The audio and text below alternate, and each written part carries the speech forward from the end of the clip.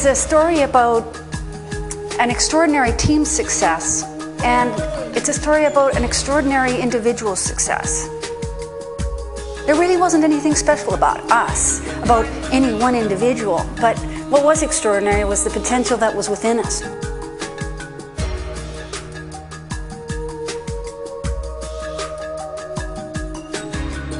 We go out of our way to make it more difficult for ourselves. I know that sounds a bit odd, and it's all about style.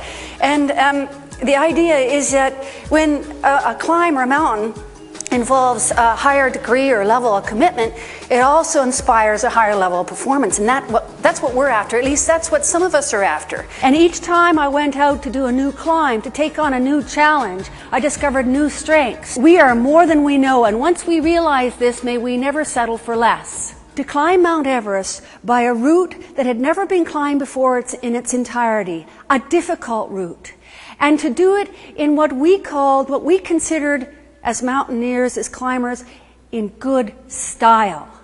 What does that mean? It means to climb the mountain with the minimum amount of resources and the maximum amount of efficiency.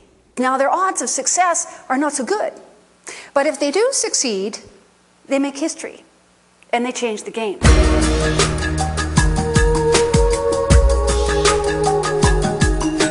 What you figure out pretty quick in this place is that the only constants are change and adversity.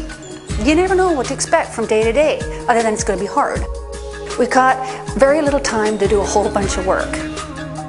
Small problems or small challenges become big problems in a very short time. You have a very limited amount of energy, and you can't afford to squander it on just surviving. If you're just surviving, failure isn't far behind. If you can't get up and shoulder a load day after day, you're marked as an inconsistent performer, and you don't get a chance to go on that final summit bid team, because people aren't going to want to place their bets on you. We've been working for 4 years. Who's it going to be in the end? The most consistent performer. It never feels like you got enough strength. It never feels like you've got enough resources, that you're rested well enough, that you've got the conditions you need, that you want to do what may well be the most difficult thing you've ever done in your life. And what's your choice? You go home or you stay the course.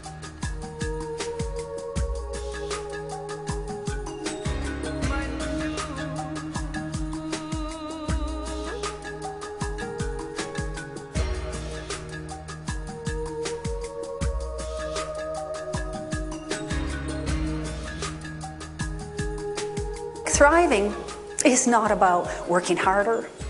It's not about carrying a heavier pack or working a longer day.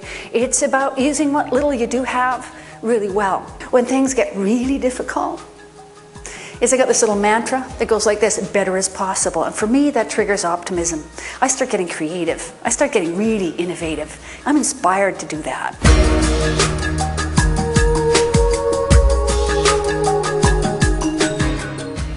I used to have this belief that the only useful personnel on these big expeditions that could justify taking up space and eating food were climbers. This woman, Jane Fearing, volunteered to serve as our base camp manager and cook for the 2 months that we were on this mountain, 2.5 months at this mountain.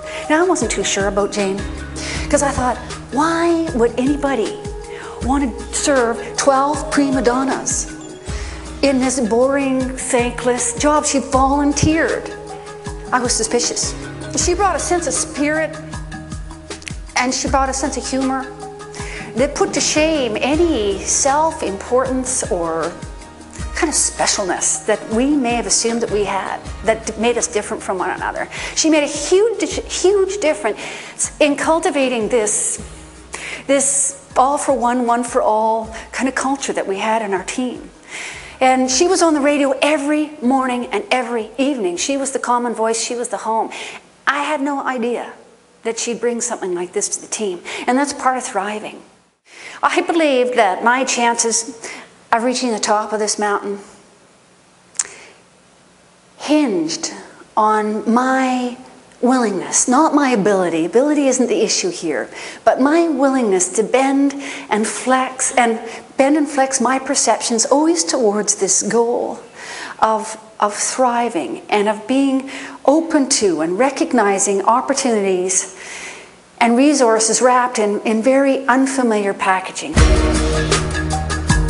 The biggest challenge for me in the next 4 days was to overcome these terms that I had in my own mind for how I was going to do this, how I was going to do the most difficult thing in my life, and that was I had to have the perfect setup, and I didn't. We were out of manpower. We were out of time. If we were on any other mountain today, we wouldn't be climbing in these kinds of conditions. We'd be out of here. It's not possible. It's not possible anymore. Let's turn around.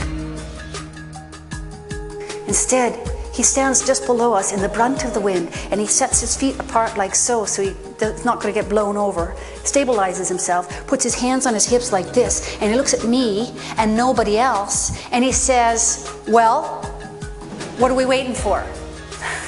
And I'm just too brain dead at this point in time to, with a quick comeback, so instead I stutter something out about Jim encouraging us to treat it like any other mountain, and before I can finish, he says, to hell, this is like any other mountain. This is Mount Everest. I didn't spend the last 4 years of my life trying to get here, and the last 2 months working my butt off to turn around now when I know I can still go on. He says, look at me. I'm worse than the lot of you, and I'm going on. And on he staggers without a rest. Well, what can you do when you're the lead team and he's the support team, but follow him? Our team, everyone that isn't climbing with us, they're all 10,000 feet below on the glacier, and they've divided themselves into 3 different viewing parties. And they're watching on. And each one of these parties has a radio, and they are bantering back and forth to one another. They are so excited. They think we're moving. And this is an astonishing perspective to me, because I'm up there and I've convinced myself that we're not getting anywhere. But they think we're moving, and they're climbing with us, and they're cheering us on. And let me tell you, it is amazing how slow you can be moving and still be convinced that it's progress. We became the only 2 people from any side of the mountain that entire season to reach the top of Mount Everest. I thought that this would have been an amazing moment. I had visualized for years what it was going to be like to reach the top of Mount Everest. I visualized and fantasized. It was so romantic. I imagined myself putting the national flag on the ice axe and waving it above my head in triumph and exultation, and having all these philosophical revelations and being in awe of the curving horizon, But here we are on the highest point on Earth, and the sun is setting. That's not what we're thinking. That's not what we're doing. You want to know what really happened? There we are. We're on our hands and knees. And we're looking at each other, panting. We've got our oxygen off because we're not using it all the time, right? We've got to make this last at least another 6 hours. We're panting, and we simultaneously say, let's tag the top and get the hell out of here. But when you're too spent to do what needs to be done, that's what a team is for. And everybody could see us reaching the highest point on the earth. And they were celebrating. It wasn't just Wayne and I reaching the top of the mountain, it was the whole team. And what we were was just 2/13 of what had been an extraordinary, extraordinary team effort. So there they go. 2 successful summiteers descending from 26,000 feet down the north face of Mount Everest. I can't tell you how proud I am of those 2 guys. Sharon, Dueno, they really deserved it to make it to the top. More power to them. It is a story about an extraordinary team success, and it's a story about an extraordinary individual success.